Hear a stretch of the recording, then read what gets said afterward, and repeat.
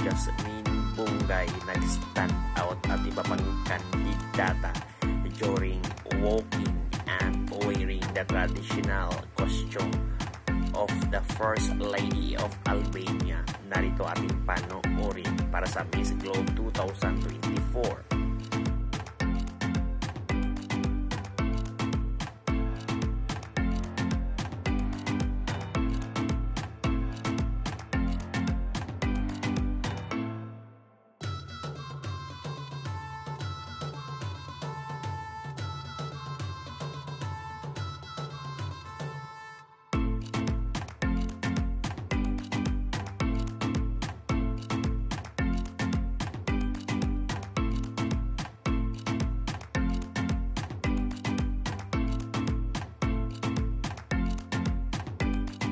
Mga Bioconeras, don't forget to hit the notification bell para updated kayo lagi sa aming mga bagong videos.